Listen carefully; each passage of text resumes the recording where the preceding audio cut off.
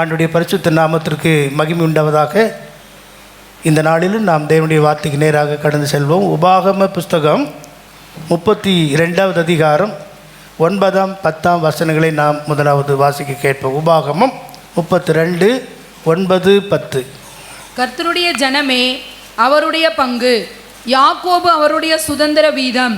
பாழான நிலத்திலும் ஊளையிடுதலிலும் உள்ள வெறுமையான அவாந்திர வெளியிலும் அவர் அவனை கண்டுபிடித்தார், அவனை நடத்தினார், அவனை உணர்த்தினார், அவனை தமது கண்மணியைப் போல காத்தருளினார். அல்லேலூயா. மோசே பாடல் பாடுகிறார். அவனோடு சேர்ந்து யோசுவாவும் பாடல் பாடுகிறதாக இந்த உபாகம புஸ்தகம் 32ஆம் அதிகாரம் 44 வசனத்தை வாசித்தீங்கன்னா தெரியும். 32, 44. மோசேயும் நூனின் குமாரனாகிய யோசுவாவும் வந்து இந்த பாட்டின் வார்த்தைகள். அல்லேலூயா. மோசேயும் அவனோடு கூட இருந்த யோசுவாவும் பாடின பாட்டு என்று சொல்லும்போது அது அவருடைய அனுபவமாக இருக்கணும். ஒரு பாட்டை நான் பாடுறோம் என்றால் அது நம்முடைய அனுபவமாக மாறணும். அப்பொழுதுதான் அந்த பாட்டில் எங்களுக்கு ஆசீர்வாதமாக இருக்கும். இல்லை என்ன தான் போட்டு பாடினாலும் உங்களுக்கு அந்த அனுபவம் இல்லை என்றால் அப்படியே கறக்கம் வரும், தூக்கம் வரும், சோறு வந்துடும். ஆனால் ஆவியோடும் உண்மையோடும் கருத்தோடு நீங்கள் பாடி பாருங்கள், நம்முடைய சரீரம் முழுவதும் அப்படியே உணர்வடையக்கூடியதாக இருக்கும். ஆமேன். அல்லேலூயா. அதுக்காகத்தான் ஆராதனை நேரத்தில் நம்ம கொடுக்குறோம். ஆண்டவர் என்ன செய்யணும்? ஆராதிக்க வேண்டும், அவரை துதிக்க வேண்டும், போற்றி புகழ்ந்து பாடணும், உயர்த்தி காண்பிக்க வேண்டும் என்பதற்காக 5 ஆகமங்களை எழுதின அந்த மோசேயின் வாழ்க்கையில் அவர் நடத்தின அத்தனை பாதைகளையும் அப்படியே பாட்டா எழுதுகிறார் பாருங்கள். 5 ஆகமங்களில் பென்டாடெக் என்று சொல்லக்கூடிய இந்த 5 ஆகமங்களுக்கு வேத ஆராய்ச்சியாளர்கள் பைபிள் காலேஜில் அப்படி தான் சொல்கிறாங்க. அதில் இறுதியாக இந்த உபாகம புஸ்தகம் ஒரு பாடலாக இருப்பதாக இங்கே நான் வாசித்தோம். மோசேயும் நூனின் குமாரனாகிய யோசுவாவும் இந்த பாடலை பாடினார்கள் என்று. இந்த பாடல் மட்டுமல்ல, மோசே 90வது சங்கீத பாட்டாக பாடியிருக்கிறார். படித்து பார்க்கிங்கன்னா முதலாவது பகுதியில் 90ஆம் சங்கீதம் ஆரம்பம், பிராக்கெட்டில் பாருங்கள், தேவனுடைய மனுஷனாகிய மோசேயின் ஜபம் பாட்டு அவன் பாடியிருக்கிறார். அது பாட்டு தான் அங்கே சொல்லப்பட்டிருக்கிறது, பாட்டாக பாடியிருக்கிறார். அது மட்டுமல்ல, யாத்ராம புஸ்தகம் 15வது அதிகாரத்திலேயும் செங்கடலை கடந்து தேவ ஜனங்கள் வெளியே வந்தபோது மோசே, ஆரோன், மீரியாம் எல்லாருமாக சேர்ந்து பாட்டு பாடினாங்க. ஆமேன். என்ன பாட்டு? மீட்டு கொண்ட பாட்டு, விடுதலை கிடைத்த பாட்டு, வெற்றியின் பாட்டு எப்போ வரும்? ஒரு வெற்றி, ஒரு விடுதலை, ஒரு ஜெயம், நன்மை கிடைக்கும்போது தான் பாட்டு தானாக வரும். இல்லைன்னா பாட்டு வருமா? பாடுகள் தான் வரும். சில வேளைகளில் ஆண்டவர் நடத்தின பாதையில் நினைத்து பார்த்தால் பாடாமல் இருக்கவே முடியாது. ஆமென். அல்லேலூயா. எங்கள் வாழ்க்கையில் நாங்கள் அப்படி நிறைய அனுபவிச்சிருக்கிறோம். நிறைய பாடல் ஆண்டவருக்காக அந்த பாடப்பட்ட பாடல் அத்தனையும் வாழ்க்கையில் அப்படியே நிறைவேறி வருகிறதுனால ரொம்ப கர்த்தருக்குள் மகிழ்ச்சியாக இருக்கிறோம். ஆகவே நாம் இந்த காரியங்களை நாம் அறிந்து கொள்ள வேண்டியது அவசியம். 10வது 9வது வசனத்தில் வாசிக்கிறோம், கர்த்தருடைய ஜனமே அவருடைய பங்கு, யாக்கோப்பு அவருடைய சுதந்திர வீதம். அல்லேலூயா. இந்த பாட்டு இங்கே மட்டுமல்ல, பரலோகத்திலும் மோசே பாட்டு படிச்சிருக்கீங்களா? வெளிப்படுத்தல் விசேஷம் 15வது அதிகாரம் 2, 3வது வசனத்தை பாருங்களேன். அங்கே பாட்டு பாடப்படுகிறது. யார் பாடுறாங்க? ஜெயங்கொண்டவர்களின் பாட்டு, வெற்றி உள்ள வாழ்க்கை வாழ்ந்த கர்த்தருடைய பிள்ளைகளுடைய பாட்டு படிங்க. அன்றியும் அக்கினி கலந்த கண்ணாடி கடல் போன்ற ஒரு கடலையும் மிருகத்திற்கும் அதன் சொரூபத்திற்கும் அதன் முத்திரைக்கும் அதன் நாமத்தின் லக்கத்திற்கும் உள்ளாகாமல் ஜெயம் கொண்டவர்கள் தேவ சுரமண்டலங்களை பிடித்து அல்லேலூயா. அல்லேலூயா சொல்லுங்க. ஜெயம் கொண்டவர்கள் தேவ சுரமண்டலங்களை பிடித்து கொண்டு அந்த கண்ணாடி கடலருகே நின்று அவர்கள் தேவனுடைய ஊழியக்காரனாகிய மோசேயின் பாட்டையும், ஆமென், யார் பாட்டு? மோசேயின் பாட்டையும் ஆட்டுக்குட்டியானவருடைய பாட்டையும் பாடினார்கள். ஹல்லேலூயா. யார் இந்த பாட்டு பாடினாங்க? ஜெயம் கொண்டவர்கள். இன்றைக்கு உங்கள் வாழ்க்கையில் தோல்வி, அதைரியம், பின்மாற்றம், கத்தரை விட்டு தூரமாக போயிருப்பீர்கள் என்றால் உங்கள் நாவலில் பாட்டு வராது. பாட சொன்னாலும் பாட முடியாது. குருடனை போய் அந்த மாதிரி கண்ணை வெளிச்சு காட்டு முடியுமா? அவனே குருடன். அந்த மாதிரி கண்ணை வெளிச்சு காட்டினா காட்ட முடியுமா? பிரியமானவர்களே, ஆராதனையில் பாட்டு என்பதற்கு நாம் முக்கியத்துவம் கொடுத்து துதிக்க வேண்டும். 100ஆம் சங்கீதம் துதியின் பாட்டு, ஸ்தோத்திர சங்கீதம் என்றே சொல்லப்பட்டிருக்கிறது. அப்படிப்பட்ட அந்த சங்கீதத்தை தியானிக்கும்போது திரும்ப திரும்ப நம்ம அதை தியானிக்க வேண்டும். கர்த்தரை நாம் எக்காலத்திலும் ஸ்தோத்தரித்து மகிமைப்படுத்த வேண்டும். அவரே தேவன் என்று அறியுங்கள். நாம் அல்ல, அவரே நம்மை உண்டாக்கினார். துதிக்காமல் இருக்க முடியுமா? பிரியமானவர்களே, ஆகவே இந்த பகுதியானது மோசேயின் பாட்டு என்று சொல்லப்பட்டிருக்கிறது. மட்டுமல்ல, 90வது சங்கீதத்திலும் யாத்திராக புஸ்தகத்திலும் கர்த்தருடைய பிள்ளைங்க வெற்றி கொண்ட போது, ஜெயம் கொண்ட போது, செங்கடலை கடந்து வந்த போது இந்த பாட்டுகளை பாடி கர்த்தரை மகிமைப்படுத்தியிருக்கிறார்கள். விசேஷமாக இந்த வெளிப்படுத்தல் 15ஆம் அதிகாரம் 3வது வசனத்தில் ஜெயம் கொண்டவர்கள் எல்லாரும் சேர்ந்துதான் இந்த பாட்டை, எந்த பாட்டு? மோசேயின் பாட்டையும் ஆட்டுக்குட்டியானவராகிய இயேசுவின் பாட்டையும் பாடினாங்க என்று சொல்லப்பட்டிருக்கிறது.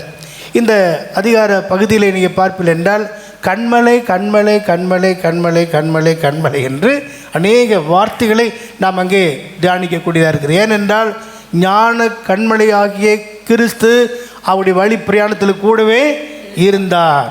நம்மோடு கூட இருப்பது என்ன கண்மலை? ஞான கண்மலையாக இருக்கிறார். ஆமேன். எத்தனை பேர் விசுவாசிக்கிறீங்க? என்னோடு ஞான கண்மலையாக கிறிஸ்து இருக்கிறார். அவர் இல்லை என்றால் நான் இல்லை. அவரோடு கூட நாம் நடக்க, அவரோடு இருக்க தேவன் நமக்கு சிலாக்கியத்தை தந்திருக்கிறாரே. அப்படி என்றால் ஜனமே, கர்த்தருடைய ஜனமே அவருடைய பங்கு, யாக்கோபு அவருடைய சுதந்திரம் என்று சொல்லப்பட்டிருக்கிறது. அல்லேலூயா.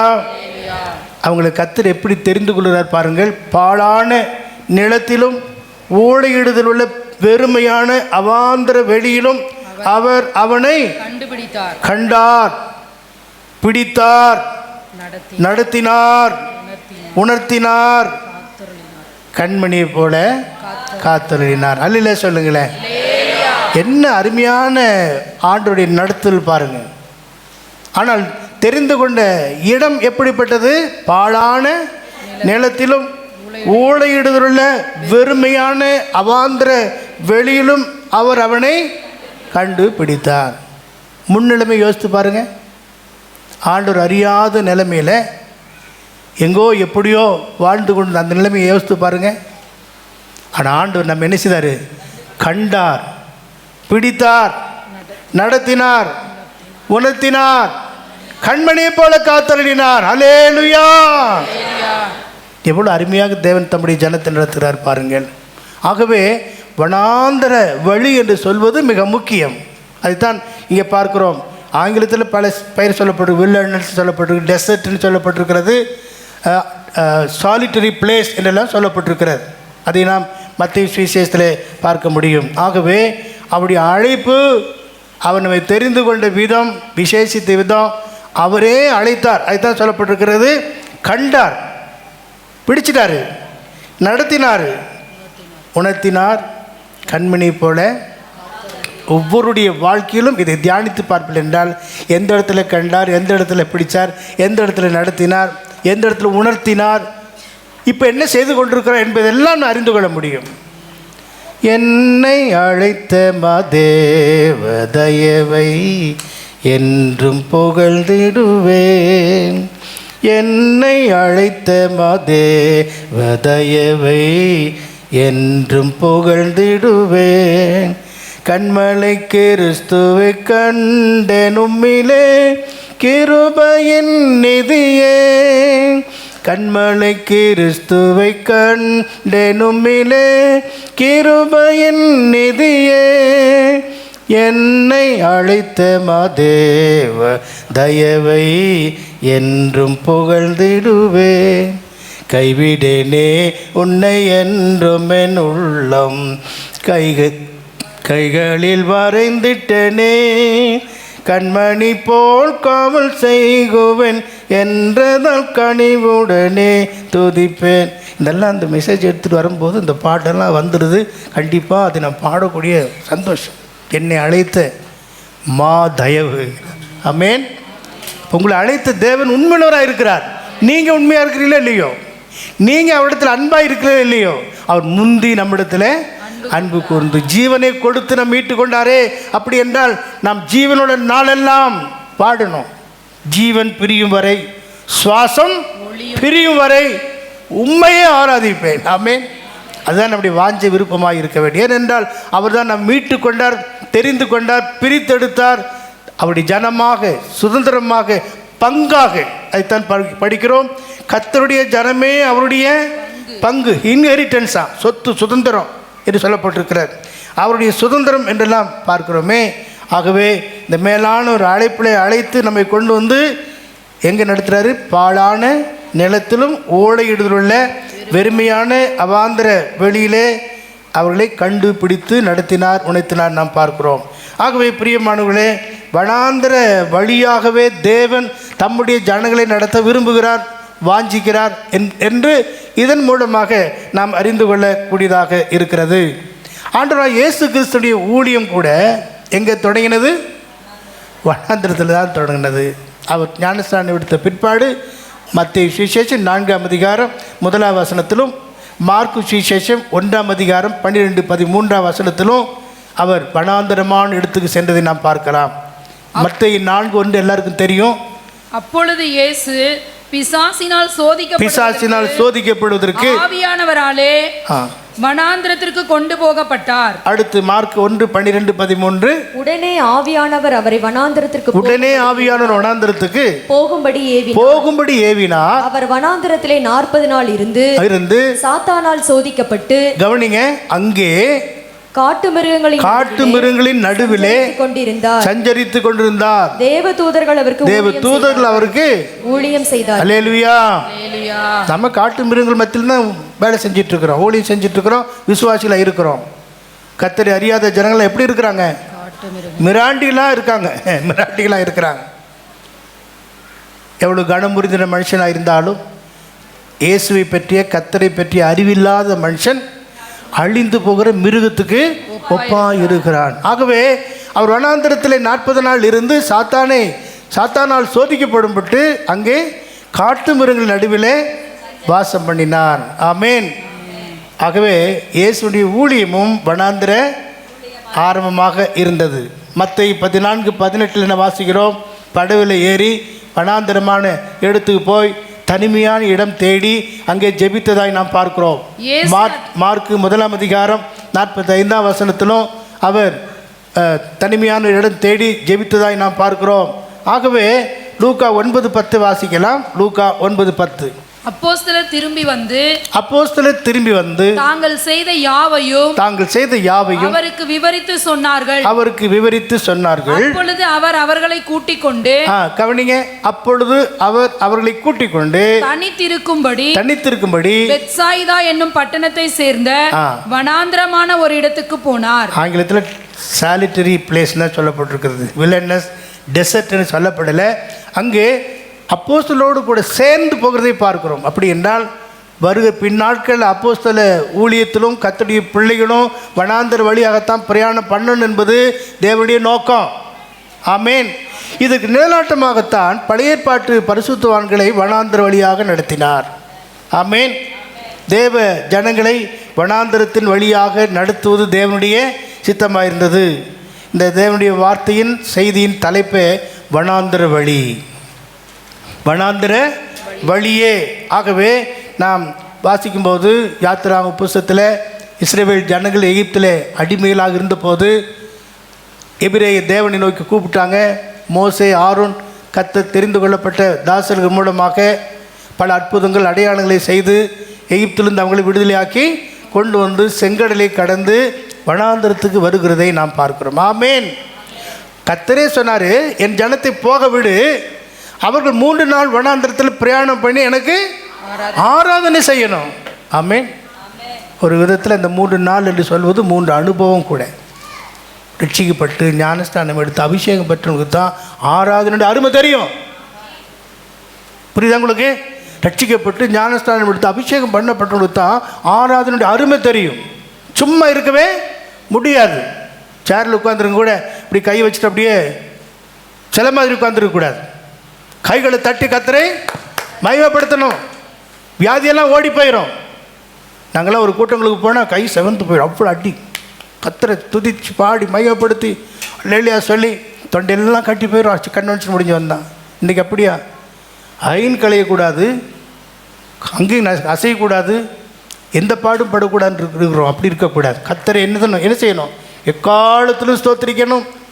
அவர் துதி எப்போதும் நடு வாயில் இருக்க வேண்டுமே. ஆகவே பிரியமானவர்களே, தேவ ஜனங்களை வனாந்திரத்தில் கொண்டு வந்து எனக்கு ஆராதனை செய்யணும் என்பதுக்காகத்தான் விடுதலை பண்ணார். அது மட்டுமல்ல, வனாந்திர வழியாக நடத்தினார் என்று யாத்திராகமம் 13வது அதிகாரம் வாசிப்போம். யாத்திராகமம் 13ஆம் அதிகாரம் 17-18 வசனங்கள். பார்வோன் ஜனங்களை போக விட்ட பிற்பாடு ஜனங்கள் யுத்தத்தை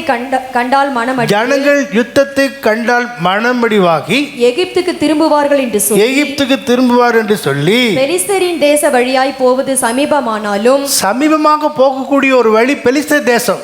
ஆனால் அந்த வழியாக அவர் போகாதபடி தேவன் அவர்களை அந்த வழியாய் நடத்தாமல் சிவந்த சமுத்திரத்தின் வனாந்திர வழியாய் ஜனங்களை சுற்றி போக பண்ணினார். அல்லேலூயா, ஆமென். பாருங்க, நம்முடைய வழி தேவனுக்கு பிரியமா இருக்க வேண்டும் என்றால் நம்முடைய வழியை கர்த்தருக்கு ஒப்பு கொடுக்க வேண்டும். ஆண்டவர் நீர் என்னை நடத்தும், நீர் எனக்கு போதியும், நீர் என்னோடு பேசும் என்று சொல்லி நாமே சுய வழியை தெரிந்து கொண்டோம் என்றால் அநேக வழிகள் உண்டு.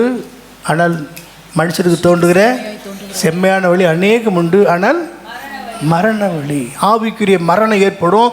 ஆவிக்குரிய ஜீவியத்தில் ஒரு சோர்வு, தளர்வு, பின்வாங்குதல் உண்டாகிடும். ஆகவே நம்முடைய வழியை கர்த்தருக்கு நாம் ஒப்பு கொடுக்க கடமைப்பட்டு இருக்கிறோம். நீங்கள் வாசித்தீங்கன்னா 12ஆம் அதிகாரம் யாத்திராகமம் 40ஆம் வசனத்தில் 430 வருஷம் முடிந்த உடனே அவங்க பிரயாணம் புறப்படுகிறார்கள். இஸ்ரவேல் புத்திரர் எகிப்திலே குடியிருந்த காலம் 430 வருஷம். 430 வருஷம் முடிந்த அன்றே கர்த்தருடைய சேனைகள் எல்லாம் எகிப்து தேசத்திலிருந்து புறப்பட்டது. சரி, எல்லாருக்கும் தெரியும் தானே? 30 வருஷம் யோசேப்பு தேசத்தில் இருந்த போது அங்கே எல்லாம் சமாதானமாக எல்லாம் ஆசீர்வாதமாக இருந்தது. யோசேப்பை அறியாத ராஜா வந்தபோது தான் அடிமையின் வாழ்க்கை உண்டானது, போராட்டம் உண்டானது. ஆக 430 வருஷம் முடிந்த உடனே அந்த நாளிலேயே அவங்க பிரயாணத்தை தொடங்கினார்கள். கர்த்தர் என்ன செய்தார் என்றால், இந்த பிரயாணத்தை இப்படியே நடத்தக்கூடாது. இவங்க நேராக போகும்போது பல யுத்தங்கள் வரும், போராட்டங்கள் வரும், கஷ்டங்கள் வரும். இதை கண்டு அவங்க பின்வாங்கி போகக்கூடாது என்பதற்காக பெலிஸ்தீர் தேசத்து வழியாக போவது ரொம்ப சுருக்கமான வழி, சீக்கிரம் போய் சேர்ந்துடலாம். அது 11 days ஜேர்னி என்று கூட ஆங்கிலத்தில் உபாகம் 1ஆம் அதிகாரத்தில் பார்த்தா தெரியும். 11ஆம் நாள் பிரயாணம் போகலான்னு சொல்லி. ஆனால் அந்த வழியாக ஆண்டவர் போக விடாமல் என்ன செய்தார்? சுற்றி வனாந்திர வழியாக சுற்றி போக பண்ணினார். ஏனென்றால் யுத்தத்தை கண்டு மனமடிவாகி பின்வாங்கி போகக்கூடாது என்பதற்காக. ஆவிக்குரிய வாழ்க்கையில் எவ்வளோ போராட்டங்கள், கஷ்டங்கள், கண்ணீரின் பாதை. ஆனாலும் கூட நம்முடைய சேனையின் அதிபதி முன்னே செல்கிறார். அவர் முன்னே செல்கிறதுனால நமக்கு ஜெயம். நமக்கு ஜெயம் கொடுக்கிற தேவனுக்கு ஸ்தோத்திரம். அல்லேலூயா. யுத்தத்தை கண்டு மனமடிவாகி பின்வாங்கி போகாதபடிக்கு என்று ஆண்டவர் சொல்கிறார். ஆனால் நாம் என்ன செய்கிறோம்? லகுவா, எளிதில், சீக்கிரமாக எதையாவது பெற்றுக்கொள்ளணும், எதையாவது அடைஞ்சு கொள்ளணும் என்று நான் விரும்புகிறோம். ஆனால் துரிதமாய் கிடைக்கிற ஆசீர்வாதம் முடிவில் நிலைத்திருக்காது என்று சொல்லப்பட்டிருக்கிறார். ஆகவே தான் இங்கே கர்த்தர் என்ன செய்தார் என்றால் வனாந்தர வழியாக நடத்தினார். ஆமேன், அல்லேலூயா. ஏனென்றால் உலகத்தில் உபத்திரம் உங்களுக்கு உண்டு. இதோ நான் உலகத்தை ஜெயித்தேன், திடன் கொள்ளுங்கள் என்று யோவான் 16ஆம் அதிகாரம் 33வது வசனத்திலே நாம் பார்க்கிறோம். அல்லேலூயா. என்னென்ன யுத்தம்? சரீரத்தில் யுத்தம் உண்டு, ஆத்மாவோட யுத்தம் உண்டு, ஆவியிலே யுத்தம் உண்டு. யாக்கோப்பு 4:1 நாம் வாசிக்கும்போது உங்களுக்குள்ளே யுத்தங்களும் உங்களுக்குள்ளே யுத்தங்களும் சண்டைகளும் உங்களுக்குள்ளே யுத்தங்களும் சண்டைகளும் எதினாலே வருகிறது? உங்கள் அவயவங்களில் போர் செய்கிற இச்சைகளினால் அல்லவா? சாப்பாட்டு நேரத்தில் சண்டை வருதுங்க. சாப்பாடு போடுற நேரத்தில் இங்கே என்ன சொல்லலை, இங்கெல்லாம் நல்லா சமாதானமாக இருக்கேன். வீடுகளில் குடும்பங்களில் டைனிங் டேபிள் தான் சண்டை முதல் தொடங்குது.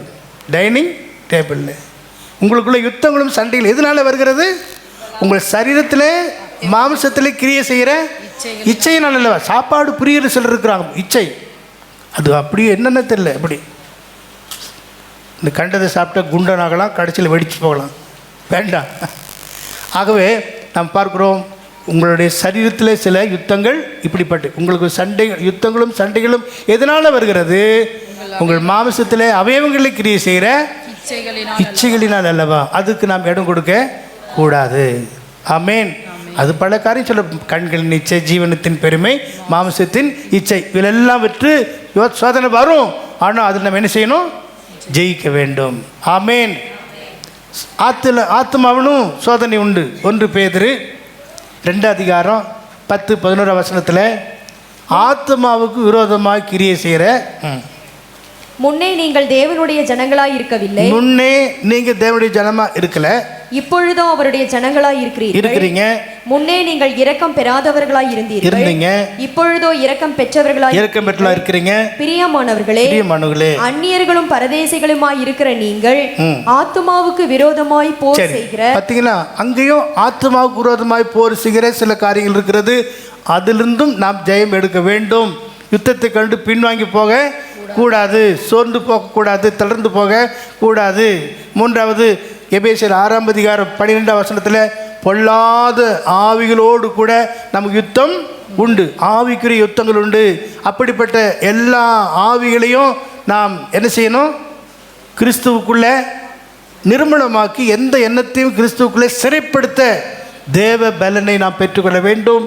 நாம் சோர்ந்து போகக்கூடாது. யுத்தம் வரும், தேவ ஜனங்களுக்குள்ளே யுத்தம் வரும். ஆகவே அவங்க மனமடிந்து போகாது இருப்பதற்காக கர்த்தர் வனாந்திர வழியாக நடத்தினார். சில வேளை கர்த்தர் நம்ம நடத்துகிற பாதை வித்தியாசமாக இருந்தாலும், நமக்கு விருப்பம் இல்லாமல் இருந்தாலும், அவர் சொல்லுகிற பாதையில் நடக்கும்போது நமக்கு ஜெயம் கிடைக்கும். ஆமேன். அல்லேலூயா. என்னாகும் 11ஆம் அதிகாரத்தில் பார்த்தீங்கன்னா, அவர்கள் நடுவில் இருந்த ஜனங்கள் நடுவில் இருந்த அந்நிய புருஷர் எல்லாரும், அந்நிய ஜனங்கள் எல்லாரும் மிகுந்த எச்சலோலாகி அவங்க பழைய காரியத்தில் நினச்சி பார்த்தாங்க. கொம்பட்டி காய்கள், மீன், அப்புறம் கருவாடு இல்லை, வெள்ளரி காய்கள், வெங்காயம், எகிப்திலே நாங்கள் கிரயமில்லாமல் சாப்பிட்ட இது எல்லாத்தையும் நினச்சி பார்க்குறோம். இப்போ என்ன செய்கிறோம்? வாடி போகிறோம். சரி, அப்படி தான் பழைய வாழ்க்கை நினச்சி சிலர் வாடி போவாங்க. அதுக்கு இடம் கொடுக்க கூடாது.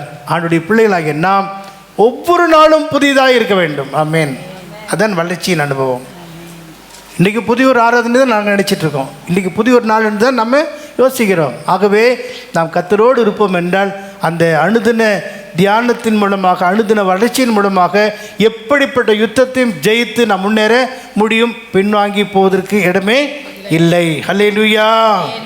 உபாகமம் 2ஆம் அதிகாரம் 14ஆம் வசனத்திலிருந்து நாம் படிக்கும்போது அங்கே யுத்த புருஷர்கள், உங்களுக்குள்ளே இருக்கிற யுத்த புருஷர்கள் எல்லாரும் என்ன செய்யணும்? மாண்டு போகணும். யுத்த மனிதரான அந்த சந்ததி எல்லாம் கர்த்தர் தங்களுக்கு ஆணையிட்டபடியே பாளையத்தின் நடுவில் இருந்து மாண்டு போக, செத்து போக, மாண்டு போக நாம் காதேஸ் பர்னேயாவை விட்டு புறப்பட்டது முதற்கொண்டு. சரி, இப்போ பார்த்தீங்கன்னா யோசுவாவின் புஸ்தகம் 5ஆம் அதிகாரம் 6ஆம் வசனத்திலேயும் கூட உங்கள் நடுவில் இருக்கிற யுத்த புருஷர் எல்லாரும் மாண்டு போக வேண்டும். 6ஆம் வசனம், கர்த்தருடைய சத்தத்திற்கு கீழ்ப்படியாமல் போன, கவனிங்க, கர்த்தருடைய சத்தத்துக்கு கீழ்ப்படியாமல் போன எகிப்திலிருந்து புறப்பட்ட யுத்த புருஷரான யுத்த புருஷர்கள் யாரு? கர்த்தருடைய சத்தத்துக்கு கீழ்ப்படியாதவங்க தான் யுத்தம் பண்றாங்க. சத்தியத்துக்கு கீழ்ப்படியாதவங்க, சத்தியத்தை அறியாதவங்க, சத்தியத்தை புரிந்து கொள்ளாதவங்க என்ன நடக்கிறாங்க? சத்தியத்துக்கு விரோதமாக செயல்படுகிறதை நாம் பார்க்கிறோம். படிங்க. எகிப்திலிருந்து புறப்பட்ட யுத்த புருஷரான யாவரும் மாளும் மட்டும் இஸ்ரவேல் புத்திரர் 40 வருஷம் வனாந்திரத்திலே நடக்க வைத்தார். ஆமென், அல்லேலூயா. அவங்க என்னென்ன தப்பு செய்தாங்க? முறுமுறுத்தாங்க, அவிசுவாசித்தாங்க, பரீட்சை பார்த்தார்கள், பின்வாங்கினார்கள், கீழ்ப்படியலை, தேவனுக்கு பயப்படலை, ஆசாரி ஊழியத்துக்கு விரோதமாக செயல்பட்டவர்கள். இப்படிப்பட்ட சுபாவங்களுள்ள யுத்த மனுஷர்கள் என்ன செய்யணும்? வனாந்திரத்திலேயே இந்த பூமியில் இருக்கும்போதே பழைய பொல்லாத சுபாவங்கள்லாம் மாறிடணும். அங்கே போய் பரிசுத்தப்படுத்துகிறவர்கள்லாம் இல்லை. இப்பொழுதே நாம் என்ன செய்யணும்? ஆயத்தமாக இருக்க வேண்டும். 1 ராஜாக்கள் 6ஆம் அதிகாரம் படிக்க வேண்டாம். ஆலயத்தை கட்டுவதற்காக கற்கள் மலையில் வெட்டி கொண்டு வரப்படும் போது அங்கே எங்கே வெட்டி கொண்டு வரப்படுகிறதோ அந்த இடத்துலையே அதை பனி தீர்த்து கொண்டு வரப்பட்டு ஆலயத்தில் இணைக்கப்பட்டது. அங்கே வாட்சிகளோ சுத்திகளோ எந்த சத்தமும் கேட்கப்படவில்லை என்பதெல்லாம் இந்த பூமியிலேயே நம்ம ஆயத்தமானால் தான் அங்கே போய் புதிய எருசலேமில் என்ன செய்யணும்? இணைக்கப்பட முடியும். ஆகவே இப்படிப்பட்ட யுத்த மனுஷர் எல்லாரும் என்ன செய்யணும்? மாண்டு போக வேண்டும். அவர்களுக்குள்ளே கிரியை செய்கிறது என்ன? தேவனுக்கு பயப்படுவதில்லை, தேவனுடைய வார்த்தைக்கு கீழ்ப்படிவதில்லை, முழுவதும் சுயத்துக்கு இடம் கொடுக்குறவங்க, சுயமாக யோசிக்கிறவர்கள், சுய ஞானத்துக்கு ஒப்பு கொடுக்குறவங்க. ஆகவே அப்படிப்பட்ட எல்லா மனுஷரும் என்ன செய்யணும்? மாண்டு போக. அப்படிப்பட்ட சுபாவங்கள் எல்லாம் நம்ம விட்டு ஒளிந்து போக வேண்டும். சுயமென்னில் சாம்பலாய் மாற சுத்தாவியே அனல் மூட்டும் ஜெயம் பெற்று மாமிசம் மாய. அப்படிதான் பாட்டு எழுதியிருக்கு. ஆனால் சிலர் பாடுவாங்க, ஜெயம் பெற்று மாமிசம் சாக தேவாருள் செய்குவே. பாருங்க, சுயமென்னில் சாம்பலாய் மாறணும். அல்லேலூயா. ஆகவே உங்களுக்கு நடுவில் இருக்கிற யுத்த புருஷர்கள் எல்லாரும் மாண்டு போகும் வரைக்கும் நீங்கள் வனாந்திரத்தின் வழியாக போகணும்னு சொல்லி கர்த்தர் நடத்தினார். நமக்குள்ள இருக்கிற அப்படிப்பட்ட சுபாவங்கள் அழிக்கப்பட வேண்டும். அப்பொழுதுதான் நான் வனாந்திர பிரயாணத்தை கடந்து கர்த்தரை சந்திக்க முடியும். 3ஆவதாக உபாகம் 29:5-6 வசனங்கள். கர்த்தராகிய நான் உங்கள் தேவன் என்று, கர்த்தராகிய நான் உங்கள் தேவன் என்று நீங்கள் அறிந்து கொள்ளும்படிக்கு நான் 40 வருஷம் உங்களை வனாந்திரத்தில் நடத்தினேன். பாருங்க, 1 நாள் 2 நாள் அல்ல, 1 வருஷம் 2 வருஷம் அல்ல, 40 வருஷம். எதுக்காக நடத்தினாரு? கர்த்தர் நான் உங்கள் தேவன் என்று நீங்கள் என்ன செய்யணும்? அறிந்து கொள்ள வேண்டும். 100ஆம் சங்கீதத்திலும் அதுதான் கேட்டோம், நானே தேவன் என்று அறிந்து கொள்ளுங்கள். ஆமேன். ஜாதிகளிலே உயர்ந்திருப்பேன் என்றெல்லாம் சொல்லப்பட்டிருக்கிறதே. ஆகவே கர்த்தரை இன்னார் என்பதை நாம் அறிந்து கொண்டோம் என்றால்தான் கர்த்தருடைய ஆசீர்வாதங்களை பெற்றுக்கொள்ள முடியும். அதுதான் இங்கே நான் பார்க்கிறோம். கர்த்தரை தேவன் என்று அறிந்து கொள்ளவே வனாந்திரத்திலே நடத்தினார். 40 ஆண்டு நடத்தினார் என்று. ஆகவே நம்முடைய எல்லா தேவைகளுக்கும் அவர் போதுமானவர் என்பதை நாம் அறிந்து கொள்ள வேண்டும். முதலாவது தேவனுடைய ராஜ்யத்தையும் நீதியும் தேடுங்கள், அப்பொழுது எல்லாம் உங்களுக்கு கூட கொடுக்கப்படும். அதான் விசுவாச ஜீவியம் என்று சொல்வது. பறவைகளை கவனித்து பாருங்கள், அவைகள் விதைக்கிறதும் இல்லை, அறுக்கிறதும் இல்லை, ஆனால் அவைகளையும் கர்த்தர் செய்கிறாரு, போஷிக்கிறார். அங்கே சொல்லப்பட்ட வார்த்தை, பறவைகளை பார்க்கலும் நீங்கள் விசேஷித்தவர்கள். யாரை பார்த்து சொன்னார்? சீசர்களை பார்த்து சொன்னார், பறவைகளை பார்க்க நீங்கள். அப்படின்னா என்ன? பறவைகளை பார்க்கல விசேஷம்னா, காவேரி பட்டணத்தில் பையூரில் அறுவடை நடக்குது, நெல் அறுவடை நடக்குதுன்னா எல்லா குக்கூடும் அங்கே போய் உட்காந்து சாப்பிட்டுட்டு இருக்கும், பொறுக்கிட்டு சாப்பிட்டு. எங்கெல்லாம் அறுவடை நடக்கு, எங்கே கிடைக்குதோ அங்கெல்லாம் அங்கே போயிடும் பறவைகள். ஆனால் அந்த பறவைகளை பார்க்கிற நீங்கள் விசேஷித்தவர்கள். நாம் யாரையும் தேடி போக வேண்டிய அவசியம் இல்லை, நம்மை தேடி நன்மையும் கிருபையும் வரும். அல்லேலூயா. நாம் எங்கேயும் போய் கையேந்த வேண்டியதில்லை. தேவன் நம்முடைய எல்லா தேவையும், வஸ்திரம் வேண்டுமா, ஆகாரம் வேண்டுமா, என்ன காரியம் தேவையோ அவ்வளவையும் கர்த்தர் நம்ம செய்ய அவர் அறிந்தவராக இருக்கிறார். அதை நாம் அறிந்து கொள்ள வேண்டும். ஆமேன். அவ பாருங்க, தேவைகளை கர்த்தர் அறிந்தவராக தினம் அற்புதம் செய்கிறவராக இருக்கிறார். அதுதான் பறவைகளை பார்த்து நீங்கள். நாம் தேடி போகிறேன், நான் தேடி போகவில்லை, அவர் தேடி வந்தாரே நாம் பாடுறோம். இதெல்லாம் அனுபவமாக இருக்க வேண்டும். இப்படிலாம் சொல்லுது பார்த்தீங்கன்னா, கர்த்தர் அற்புதமாக எங்கள் ஊழியத்தில் நடத்தி கொண்டிருக்கிறார். ஆமேன். வந்தாலும் அத்தனையும் பல காரியங்களுக்கு போய்கொண்டு தான் இருக்கிறார். ஆமேன், குறைவில்லாமல். ஆகவே கர்த்தரை நாம் இன்னார் என்பது என்ன செய்யணும்? அறிந்து கொள்ள வேண்டும். அங்கே தான் ஒரு உண்மையான ஐக்கிய ஆசீர்வாதம் உண்டு. 2 பேதுரு 1:2 நான் வாசிக்கும் போது, அவரை அறிகிற அந்த அறிவினால தான் உங்களுக்கு கிருபையும் சமாதானமும் பெருக கடவுள். தேவனையும் நம்முடைய கர்த்தராகிய இயேசுவையும் அறிகிற அறிவினாலே உங்களுக்கு கிருபையும் சமாதானமும் பெருக கடவுது.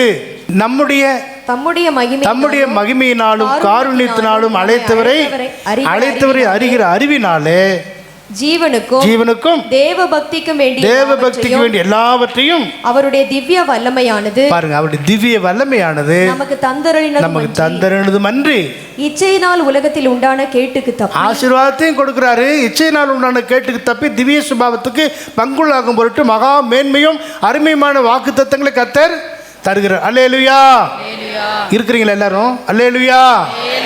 அப்போ உலக பிரகாரமான அத்தனை தேவைகளையும் தருகிறார். ஆவிக்குரிய ஆசீர்வாதங்களையும் அவர் தருகிறார். ஆமேன். ஆகவே பாருங்கள், அவரை அறிந்து கொள்ளும்போது கர்த்தர் இவ்விதமான நிறைவான ஆசீர்வாதம். அது இன்னொரு காரியம் என்ன சொன்னால், எபேசியர் 4:11 நாம் அனைவரும் தேவகுமாரனை பற்றும் விசுவாசத்திலும் அறிவிலும் ஒருமைப்பட்டுள்ளாகி கிறிஸ்துவின் நிறைவான வளர்ச்சியின் அளவுக்கு தக்க பூரண புருஷராகும் வரைக்கும் அந்த விசுவாசத்தினாலே அவர் என்ன செய்கிறோம்? அவர் அறிகிற அறிவுக்குள்ளே வருகிறோம். ஆகவே வனாந்திரத்தில் ஏன் கர்த்தர் நடத்தினார்? நானே தேவன் என்று அறிந்து கொள்ள வேண்டும், நான் நடத்துகிறேன் என்று அறிந்து கொள்ள வேண்டும் என்பதற்காக. 4வதாக நாம் பார்க்கலாம், உபாகம் 8:2-3 உன் தேவனாகிய கர்த்தர் உன்னை சிறுமைப்படுத்தும்படிக்கும் தம்முடைய கட்டளைகளை நீ கைக்கொள்வாயோ கைக்கொள்ள மாட்டாய் என்று அவர் உன்னை சோதித்து இருதயத்தில் உள்ளதை நீ அறியும்படிக்கு உன்னை இந்த 40 வருஷம் அளவும் வனாந்திரத்திலே நடத்தி வந்த எல்லா வழியையும் பாருங்க. இந்த இருதயத்தில் இருக்கிறது நீ என்ன செய்யணும்? நீயே அறிய வேண்டும். ஆக கர்த்தரை தேடி வரும்போது நம்முடைய இருதயத்தின் காரியங்கள் எல்லாம் கர்த்தர் நம்மோடு பேசுகிறார். உன் இருதயத்தில் இருக்கிறது நீயே அறியும்படிக்கு என்று சொல்லும்போது, நம்முடைய இருதயத்தில் இருக்கிறத நாம் அறிவதற்காக தேவன் சில வேளை சிறுமைப்படுத்துவார்.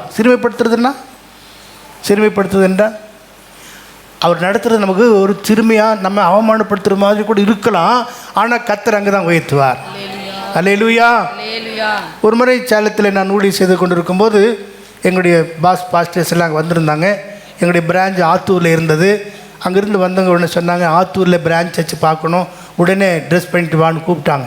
நான் உடனே ஓடி போய் உடனே ட்ரெஸ் பண்ணிவிட்டு வந்து அவங்க வேனில் இப்படி ஏற போனேன். ஸ்டாப் சொல்லிட்டான். ஏற போனேன், ஸ்டாப்னு சொன்னாங்க. ஏன்னு கேட்டேன். இன்னொரு நாள் பார்த்துக்கலாம் அப்படின்ட்டாங்க. அப்போ நான் என்ன நினச்சிருப்பேன்? இதுதான் நடத்திப்பா, இப்படி தானே கூப்பிட்டுட்டு அப்புறம் உங்களுக்கு நிறைய பேர் சொல்லுவாங்களே, கடைக்கு கூப்பிட்டுருப்பா போயிருக்க மாட்டாங்க, மார்க்கெட்டுக்கு கூப்பிட்டுருவாங்க போயிருக்க மாட்டீங்க, கூப்பிட்டு கூட்டிகிட்டு போகாமல் இருந்திருப்பீங்க.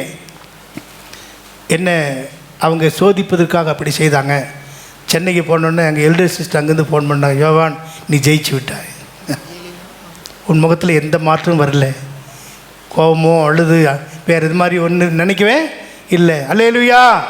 சில சிறுமைப்படுத்துகிற மாதிரி இருக்கும், அது நன்மையாக இருக்கும். ஆமேன்.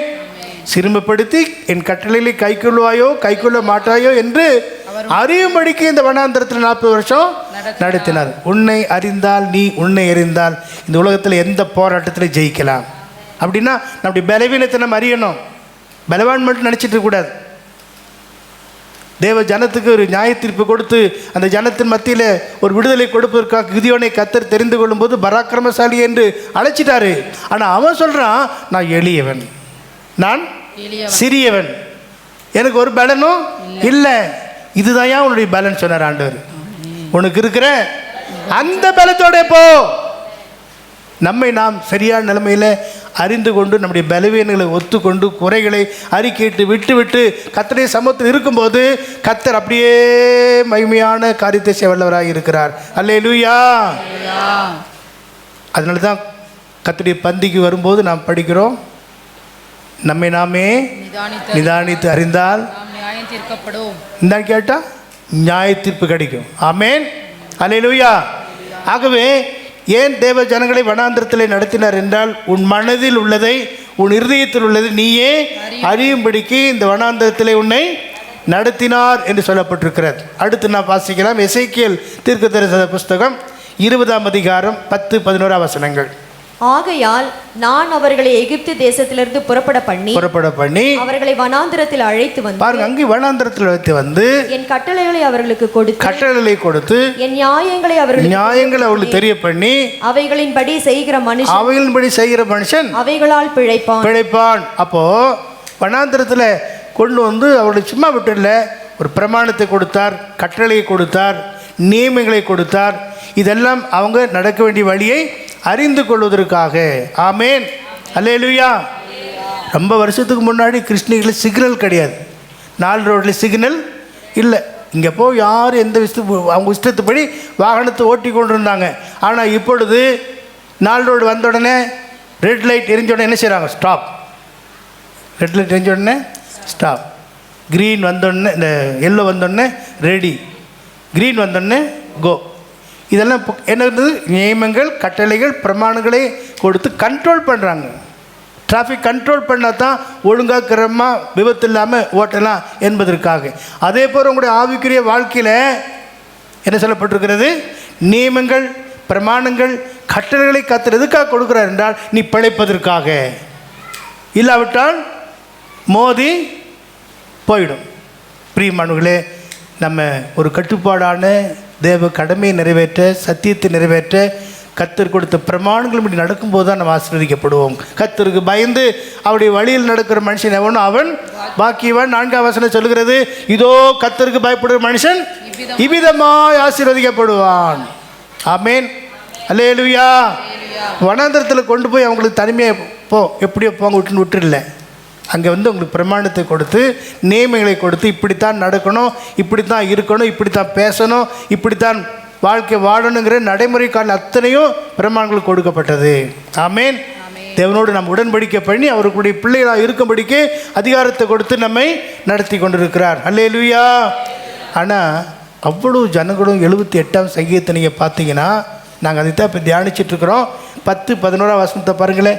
78, 10, 11. அவர்கள் தேவனுடைய உடன்படிக்கையை கை கொள்ளாமலும், அப்படிப்பட்ட ஜனங்கள் தேவன் உடன்படிக்கையை கை கொள்ளாமலும், அவருடைய கட்டளைகளின்படி நடக்க முடியாமலும், அவருடைய செயல்களையும் அவர் தங்களுக்கு காண்பித்த அதிசயங்களையும் மறந்து போயிட்டாங்க.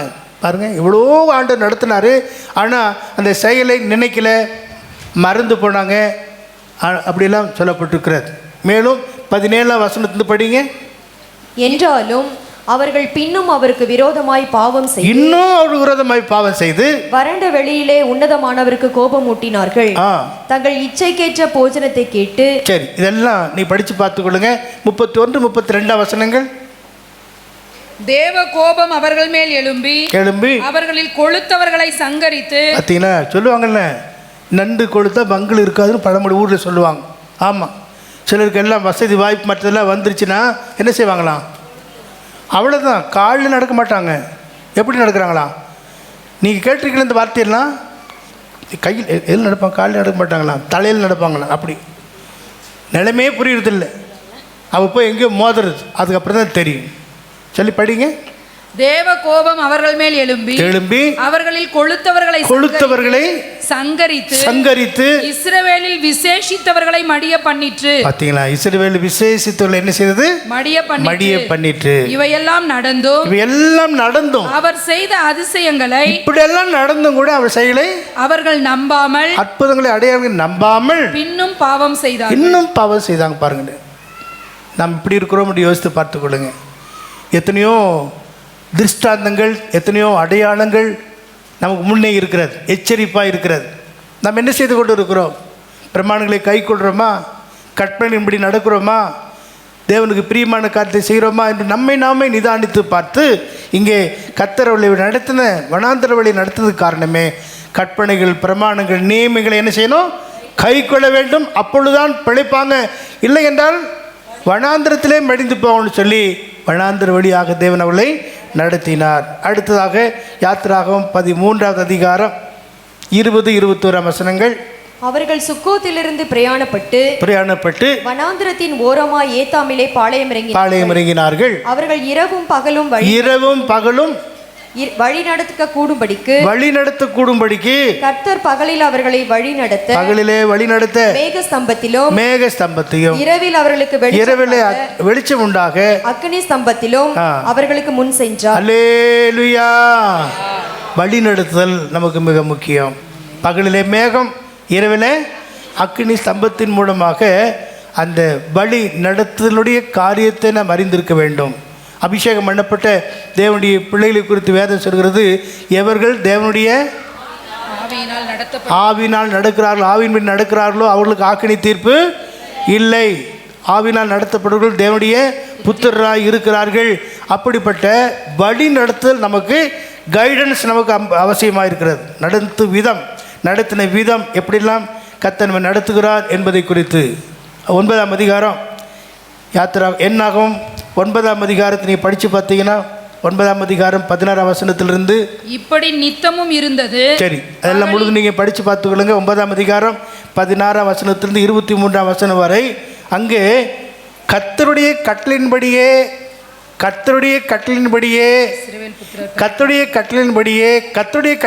என்று ஒவ்வொரு காரியமும் சொல்லப்பட்டிருக்கிறது. எதை செய்தாலும் கர்த்தருடைய கட்டளின்படியே பிரயாணப்படுவாங்க, தங்குவாங்க, புறப்படுவாங்க என்றெல்லாம் வரிசையாக சொல்லப்பட்டிருக்கிறது.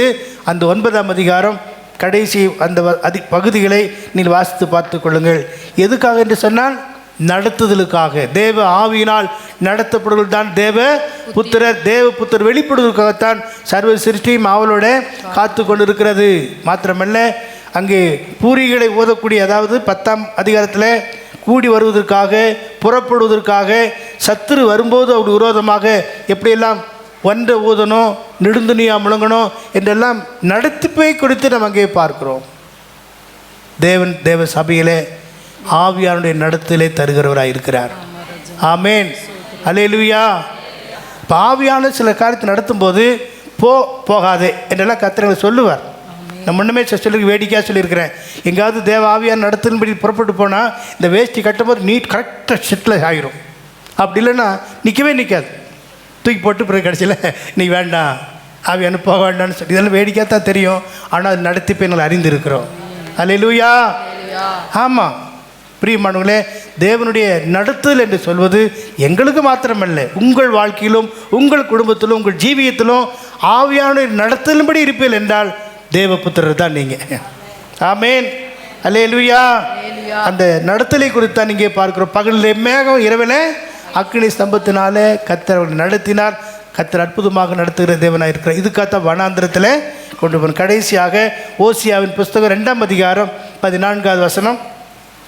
ஆயினும் இதோ நான் அவளுக்கு நயம் காட்டி அவளை வனாந்திரத்தில் அழைத்து நைஸ் பண்ணி சாக்லேட் கொடுக்குற மாதிரி நயம் காட்டி வனாந்திரத்தில் அழைத்து கொண்டு போய் அவளோட பட்சமாய் பேசி அவ்விடத்திலிருந்து அவளுக்கு அவளுடைய திராட்சை தோட்டங்களையும் நம்பிக்கையின் வாசலாக ஆகோரின் பள்ளத்தாக்கையும் கொடுப்பேன். அப்பொழுது அவள் அங்கே தன் இளவயதின் நாட்களிலும் தான் எகிப்து தேசத்திலிருந்து வந்த நாளிலும் பாடினது போல பாடுவாள். அல்லேலூயா. அக்காலத்திலே நீ என்னை இனி பாகாலி என்று சொல்லாமல் ஈஷி என்று சொல்லுவாய் என்று கர்த்தர் உரைக்கிறார். அல்லேலூயா. வேதாராய்ச்சி யாராவது இந்த பகுதி கேட்டிருக்கீங்களா? வேதாராய்ச்சி இந்த பகுதி கேட்டிங்கன்னா, இந்த நயங்காட்டி, வனாந்திரத்தில் நயங்காட்டி என்று சொல்லுவது இப்படி விசில் அடித்து கூப்பிட்டாங்களாம். அப்படிதான் சிலர் இல்லையா, இந்த மாதிரி விரும்பினவங்க சந்திக்கிறதுக்காக சில காரியம் சைகைலாம் பண்ணுறவங்க பார்த்தீங்களா? யாருக்கும் தெரியக்கூடாது, அவங்களுக்கு தான் அந்த சைகை தெரியும். கண்ணடிக்கிறதெல்லாம் பழைய காரியம். இப்போ வாய்ஸ் எல்லாம் சில வித்தியாசமெல்லாம் இருக்குது, மெசேஜெல்லாம் வித்தியாசமாக வரும். அதுபோல் மணவாட்டியை கர்த்தர் அப்படி அழைக்கிற நயங்காட்டி வனாந்திரத்துக்கு அழைத்து கொண்டு போய் பட்சமாக ஸ்பீக் டு ஹர் ஹார்ட், இதயத்தோடு பேசுகிறாராம். February 14th எந்த நாள் உங்களுக்கு தெரியும்? கூட்டமாக 2 பேராக உட்காந்து அங்கெல்லாம் வேடிக்கை பேசுகிறது. அவங்க என்ன செய்கிறாங்க? தனிப்பட்ட முறையில் பட்சமாக இதயத்தோடு பேசுகிறான்னு கேள்விப்படுறோம். நமக்கு தெரியாதது தோற்றுறோம். மெசேஜெல்லாம் சிலரில் பண்ணுறவங்க பார்த்தோம். என்ன பண்ணுறது? ஆக நயங்காட்டி வனாந்திரத்துக்கு அழைத்து கொண்டு போய் அவளோட என்ன செய்கிறாராம், பட்சமாய் பேசி முந்தின எல்லா எழுந்து போன ஆசீர்வாதங்கள்லாம் கொடுத்துட்டு இப்போ சொல்கிறாரு, இனி நீ பாகாளி என்று சொல்லாமல். பாகாளி என்றால் மை லார்ட், எஜமான் இந்த அர்த்தம். பாகாளி என்று சொல்லாமல் ஈசி என்று சொல்லுவார். ஈசி என்றால் மை ஹஸ்பண்ட், நீ என் மணவாளன். அல்லேலூயா. வித்தியாசம் இருக்கா? எஜமானன் நடத்துகிறவர், மணவாளன்னா முழு டோட்டலாக நமக்கு சொந்தக்காரர். என் புருஷன் எனக்கு மட்டும்தான் சொந்தம் அப்படின்னு சொல்கிறது போல் நம்முடைய தேவன் எரிச்சலுள்ள தேவன் என்பதற்கு வேத ஆராய்ச்சியில் சொல்லும்போது என்னை மட்டும்தான் நேசிக்கணும்னு கர்த்தர் எதிர்பார்க்கிறாராம். ஆமேன், அல்லேலூயா. ஆகவே இங்கே வனாந்திரத்தில் கொண்டு வந்து பட்சமாக பேசி அவர்களுக்கு திராட்சை தோட்டங்களை தருகிறார். அந்த நம்பிக்கையின் வாசலாகிய ஆகோரின் பள்ளத்தாக்கு திரும்பவும் கொடுக்கிறார். அது மட்டுமல்ல, இனி நீ பாகாளி என்று சொல்லாமல் ஈசி என்று சொல்லுவாய். அப்போது அவர் நமக்கு யார்? மணவாளன். அவர் எனக்கு சொந்தம், நான் அவருக்கு சொந்தம் என்கிற அந்த சூழ்நிலையில் நம்ம வளர வேண்டும் என்பதற்காகத்தான் வனாந்தரத்திலே கொண்டு போகிறார். நம்ம 19-20 வசனத்தை பாருங்க. நித்திய விவாகத்துக்கென்று உன்னை எனக்கு இந்த விவாகம் ஏதோ தற்காலிகமானது அல்ல, நித்திய விவாகத்துக்கென்று நான் நியமித்தேன்.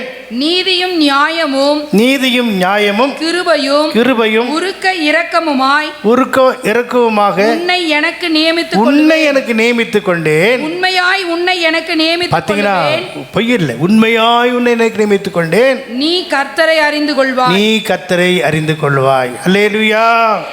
நீ கர்த்தரை அறிந்து கொள்வாய். ஆகவே தேவ ஜனங்களை வனாந்திர வழியாக நடத்துவதுதான் தேவனுடைய சித்தமாக இருந்தது என்பதை நாம் இன்றைக்கு பார்த்திருக்கிறோம். ஏன் வனாந்திரம்? யுத்தத்தை கண்டால் மனமடிவாகி பின்வாங்கி போகாதபடிக்கு அவர்களை வனாந்திரத்தில் நடத்தினார். யுத்த புருஷர்கள் எல்லாரும், பொல்லாத சுபாவங்கள் எல்லாரும் எல்லாம் மாறி போகணும், மாய்ந்து போகணும், சத்து போகணும் என்பதற்காக, சுயம் சாம்பலாக்கப்பட வேண்டும் என்பதற்காக வனாந்திரத்தில் நடத்தினார்.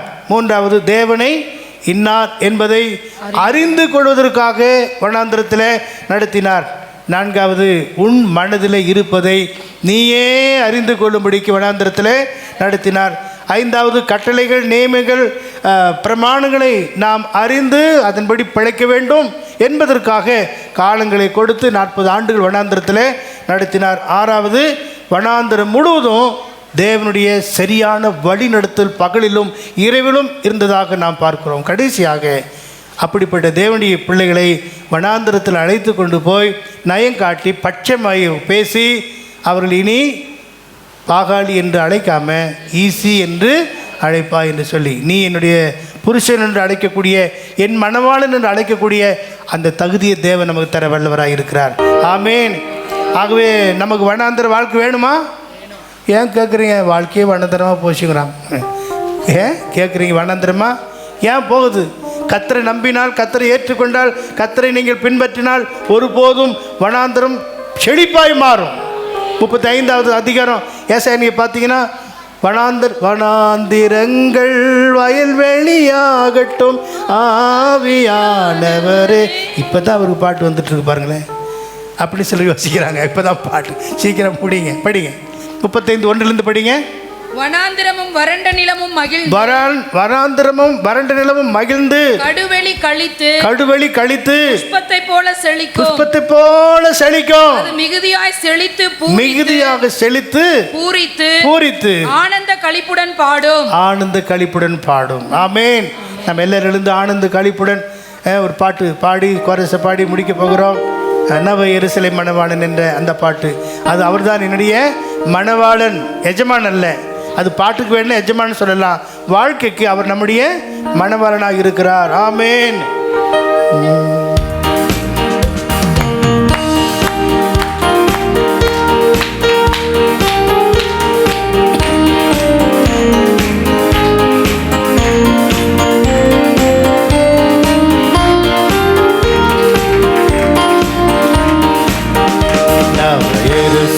மணவாளன் நடுவானில் தோன்றிடுவார். எதுவரை இருந்த துன்பமில்லை எனக்கென்றுமே ஆனந்தம். எதுவரை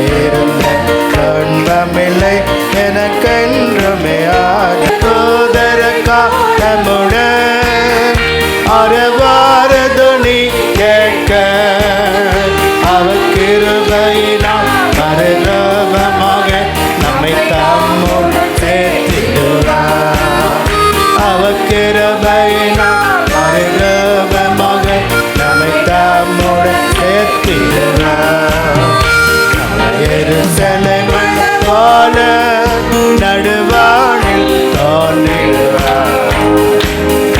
இதுவரை இருந்த துன்பமில்லை ஆனந்தம். இதுவரை இருந்த துன்பமில்லை எனக்கென்றும் ஆனந்தம். பெலிஸ்தேர் தேசத்து வழியாக மிக சுருக்கமாய் சீக்கிரமாக போய் சேரக்கூடியதாக இருந்தாலும் கூட தேவன் தம்முடைய ஜனங்களை வனாந்தர வழியாக சுற்றி போக பண்ணினார். வனாந்தர வழியே அவர் நம்மை நடத்துகிற தேவனாய் இருக்கிறார். இந்த வனாந்தரத்திலும் அவர் நம்மோடு இருக்கிறார். ஸ்தோத்திரிக்கிறோம் ஆண்டவரே, ஸ்தோத்திரம் ஸ்தோத்திரம் ஸ்தோத்திரம். எங்களை நேசிக்கிற எங்கள் நல்ல தகப்பனே, நன்றியோடு நாங்களும் உம்மை துதிக்கிறோம், உம்மை ஸ்தோத்திரித்து மகிமைப்படுத்துகிறோம். ஆண்டவரே, இந்த நல்ல மனமகிழ்ச்சி நாளுக்காய் நன்றி செலுத்துகிறோம். பரிசுத்த ஆவியானவர் எங்கள் மத்தியிலே அசைவாடினபடினாலும் ஸ்தோத்திரம். நீர் பரிசுத்தர், சேனைகளின் கர்த்தர், பரிசுத்தர் பரிசுத்தர் பரிசுத்தர் என்று எப்போது நாங்கள் உம்மை ஆராதிக்கும்படியாக உம்மை ஸ்தோத்திரித்து மகிமைப்படுத்த கர்த்தர் இந்த ஆலயத்திலே நீர் எங்களை வைத்திருக்கிற ஆண்டவரே, எங்களை மத்தியிலே ஆலயத்தில் உலாவி கொண்டிருக்கிற தேவன் எங்களோடு நீ பேசி கொண்டபடினாலும் ஸ்தோத்திரிக்கிறோம். பரிசுத்த ஆவியானவர் வான சேனையோடு எங்கள் மத்தியிலே இறங்கி வந்து சபை முழுவதையும் கர்த்தரை ஆசீர்வதித்தபடினாலும் ஸ்தோத்திரம். சபையிலே நீ இறங்கி வந்தீர், அதற்காக நன்றி செலுத்துகிறோம் ஆண்டவரே. ஆண்டவரே, உம்முடைய அன்பை ருசிக்க, உம்முடைய வேத வசனங்களை கேட்க, உம்முடைய வார்த்தைகளுக்கு எங்களுடைய செவிகளை திறக்க ஆண்டவர் உதவி செய்தபடினாலும் ஸ்தோத்திரிக்கிறோம். இந்த நாளிலும் கர்த்தர் நீர் எங்களோடு பேசின வேத வசனங்களுக்காக ஸ்தோத்திரிக்கிறோம். வனாந்திர வழியாக இஸ்ரவேல் ஜனங்களை கர்த்தர் ஆண்டவரே நீ நடத்தினீர். ஆண்டவரே, 40 நாளிலே செல்ல வேண்டிய வழியை 40 வருஷங்கள் கடந்து வர கர்த்தர் உதவி செய்தபடினால உம்மை ஸ்தோத்திரிக்க. அது உம்முடைய சித்தமாக இருந்தது, உம்முடைய நோக்கமாக இருக்கிறது. எங்களுடைய வாழ்க்கையிலும் ஆண்டவர் நாங்கள் எப்படி எப்படி நடக்க வேண்டும், எங்களுடைய வனாந்திர வழியில் இந்த பாதையிலும் கூட ஆண்டவரே நாங்கள் இந்த வனாந்திரத்தில் தான் இருந்து கொண்டு இருக்கிறோம். இந்த வழியிலே நீர் எங்களை நடத்துகிறீர் ஆண்டவரே. அதை நாங்கள் கர்த்தர் எங்களை எப்படி எப்படி பாதையில் நடத்தினாலும் வாழ்வோ தாழ்வோ எப்படிப்பட்ட சூழ்நிலையும் கர்த்தருக்கு பிரியமாக உம்முடைய சித்தத்தை செய்ய ஆண்டவரே எங்களை ஒப்புக் கொடுக்க ஆண்டவரே ஒப்புக் கொடுக்கிறோம். சபையை ஒப்புக் கொடுக்கிறோம் ஆண்டவரே. எங்களை நேர்வழியாய் நடத்துகிற தேவன் ஆண்டவரே, நீர் எங்களை நடத்துகிற தேவன் ஆண்டவரே, எங்களை கரங்களை பிடிக்கிற தேவன் ஆண்டவரே. கர்த்தாவே, உம்முடைய கிருபை எவ்வளவு பெரிதாக இருக்குது ஆண்டவரே, உம்முடைய அன்பு எவ்வளவு பெரிதாக இருக்கிற அப்படின்னு ஆரம்ப ஸ்தோத்திரிக்கிறோம் ஆண்டவரே. ஸ்தோத்திரம் ஸ்தோத்திரம். வேத வசனங்கள் எங்களுடைய கால்களுக்கு தீபமாய் வெளிச்சமாய் இருக்க அப்படின்னு ஆரம்ப ஸ்தோத்திரம். 7 குறிப்பு எங்களோடு பேசி இடைப்பட்டீர் ஆண்டவரே. ஒவ்வொன்றுக்கும் ஆண்டவரே நாங்கள் எங்களை தகுதிப்படுத்திக் கொள்ள கர்த்தர் எங்களுக்கு கிருபை தாரும். இஸ்ரவேல் ஜனங்கள் கர்த்தாவே எவ்வளோ கர்த்தர் நன்மை செய்த போதில் எவ்வளோ முரட்டட்டமாய் கீழ்ப்படியாமல் ஆண்டவரே மறந்து விட்டார்கள் ஆண்டவரே. அநேக காரியங்களிலே இந்த நாட்களில் ஆண்டவரே நாங்களும் எங்களுடைய வாழ்க்கையிலே என் தேவனை முன்வைத்து எப்படி நடக்கிறோம், எப்படி ஜீவிக்கிறோம் ஆண்டவரே, எந்தெந்த காரியங்களிலும் மறந்து போயிருக்கிறோம் என்பதை கர்த்தாவே நாங்கள் உணர்ந்து பார்த்து ஜீவிக்க எங்களை அதுக்கேற்றபடி எங்களை ஒப்புக் கொடுக்க கர்த்தர் கிருபை பாராட்ட முடியாது ஜெபிக்கிறோம் ஆண்டவரே. அநேக நேரங்களில் ஆண்டவரே சோதனைகள் பாடுகள் கஷ்ட நேரத்திலும் ஆண்டவரே அநேகர் நாங்கள் கர்த்தாவை விட்டு தூரம் போகிற நேரங்கள் உண்டு. ஆனாலும் நீர் எங்களை எங்கள் தேவன் தகப்பன் எங்களை சேர்த்து கொண்டு எங்களை மறுபடியும் புதுப்பித்து ஆண்டவரே நம்முடைய பாதையில வழி நடத்துகிறபடினால நம்ம ஸ்தோத்திரிக்கிறோம். நல்ல ஆராதனையில் கலந்து கொண்ட எல்லா தேவ மக்களையும் நீர் ஆசீர்வதியும் ஆண்டவரே. பாரத்தோடு கவலையோடு கண்ணீரோடு வந்த ஒவ்வொருவரையும் நீர் ஆசீர்வதிக்கும்படியா ஜெபிக்கிறோம். உம்முடைய சமூகத்தை விட்டு அவர்கள் கடந்து செல்லும் போது நிறைவான ஆசீர்வாதங்களை பெறட்டும் ஆண்டவரே. உம்முடைய அன்பை ருசித்து கடந்து செல்ல கிருபை தரும்படியா ஜெபிக்கிறோம். ஆலயத்தில் வந்தவர்கள் ஒருவரும் வெறுமையாய் திரும்பாதபடி காத்துக்கொள்ளும். சபையை காத்துக்கொள்ளும், குடும்பங்களை பாதுகாத்துக்கொள்ளும். சிறியோர் பெரியோர் வாலிபர்கள் எல்லாரையும் நீர் பாதுகாக்கும்படியா ஜெபிக்கிறோம் ஆண்டவர். எல்லாருடைய தேவையை சந்தியும். இந்த வாரம் முழுவதும் அவர்களை வேலையடைத்து பாதுகாத்துக் கொள்வீராக. வந்த ஒவ்வொருவரையும் ஆசீர்வதித்து அனுப்பும். இயேசுவின் நாமத்தில் கேட்கிறோம் பிதாவே, ஆமென். என் ஆத்துமாவே கர்த்தரை ஸ்தோத்திரி, என் முழுமே அவருடைய பரிசுத்த நாமத்தை ஸ்தோத்திரி. என் ஆத்துமாவே கர்த்தரை ஸ்தோத்திரி, அவர் செய்த சகல உபகாரங்களையும் மறவாதே. ஆமென். நம்முடைய கர்த்தராகிய இயேசு கிறிஸ்துவின் கிருபையும் பிதாவாகிய தேவனுடைய அன்பும் பரிசுத்த ஐக்கியமும் இன்றும் என்றும் சதா காலங்களிலும் நம் அனைவரோடும் கூடவே இருப்பதாக. ஆமென். அல்லேலூயா, அல்லேலூயா, அல்லேலூயா. கர்த்தர் உங்களை ஆசீர்வதிப்பாராக.